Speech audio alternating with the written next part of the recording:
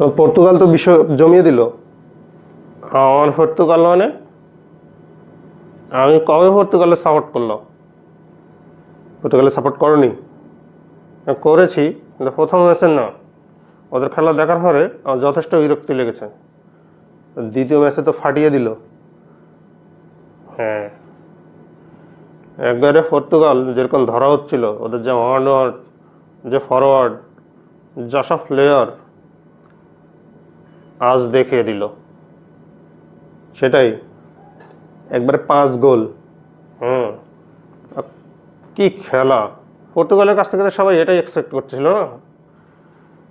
পর্তুগালের কাছ থেকে সবাই এটাই এক্সপেক্ট করছিল, কিন্তু ওদের দলের ভিতরে একটু মৃদু আলোচনা শুরু হয়েছে যে রোনালদোকে নিয়ে, যে রোনালদোকে কেউ খুব ভালোভাবে নিচ্ছে না। এটা স্বাভাবিক। একটা প্লেয়ার শুধু নিজে গোল করতে চায়, গোল করা পজিশনের প্লেয়ারকে পাস দেয় না, নিজে গোল করতে যায়।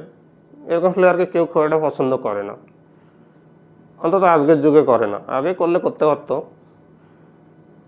তারপরেও তোমার রোনালদো কিন্তু 2 গোল পেয়ে গিয়েছে, খুব ভালো হয়েছে। ওকে নিয়ে অনেক সমালোচনা হচ্ছিল, একটু বন্ধ হবে। আর একটা জিনিস, তোমার মেসি, কিলিয়ান এমবাপ্পে বা হালান্ড, মানে মেগা স্টাররা সবাই ভালো খেলছে, ও খেলতে পারছিল না। এটা একটা বড় দুর্নাম হচ্ছিল। সেটা কিছুটা কমবে, কিন্তু পর্তুগালের অনেক সমস্যাই হয়তো রয়ে গেল। সে তো মনে হয়েছিল প্রথম ম্যাচেই। কিন্তু বড় দলগুলো সবাই ভালো খেলেছে, পর্তুগাল একা ভালো খেলতে পারছিল না। সে পর্তুগাল একটা ভালো খেলে সবাই একটা জবাব দিয়ে দিল। সবাইরে জবাব দিয়ে দিয়েছে। পর্তুগাল নিশ্চিতভাবে দ্বিতীয় রাউন্ডে যাচ্ছে, এবং এইভাবে যদি ফুটবল খেলে তারা, তাহলে তারা অনেক দূর যাচ্ছে। হ্যাঁ, প্রথম ম্যাচের পরে মনে হচ্ছিল পর্তুগাল শেষ, পর্তুগাল পারবে না, পর্তুগাল জাস্ট হাইপ ক্রিয়েট করেছে। কিন্তু এ ম্যাচের পর সব কথা বন্ধ এটা বলা যাবে না বোধহয়। কারণ উজবেকিস্তান এমন কোনো বড় দল না, বিশ্বকাপের দুর্বল দলগুলোর মধ্যেই একটা। তাই দুর্বল দল, এই বিশ্বকাপে দুর্বল দল কেউ এসেছে? সেভাবে তো না, কিন্তু তুলনামূলকভাবে দুর্বল, একটু দুর্বল। কিন্তু সবাই তো দুর্বল দলই পাচ্ছে।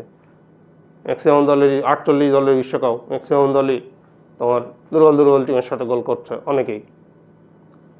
তারপরে একটা স্ট্যান্ডার্ড আছে, সেই স্ট্যান্ডার্ডে উজবেকিস্তান একটু ভালোই দুর্বল, মেনে নিলাম।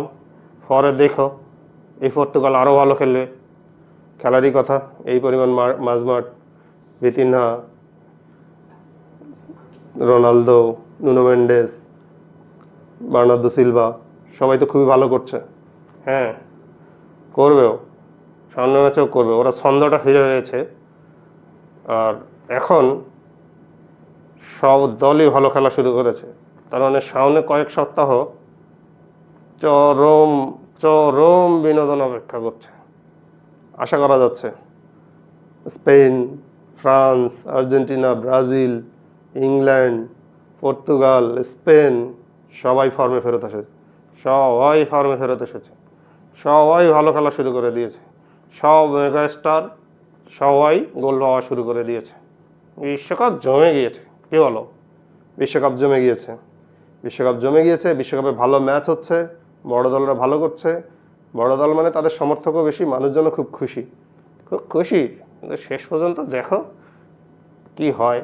ম্যাক্সিমামই তো কেঁদে বাড়ি যাবে।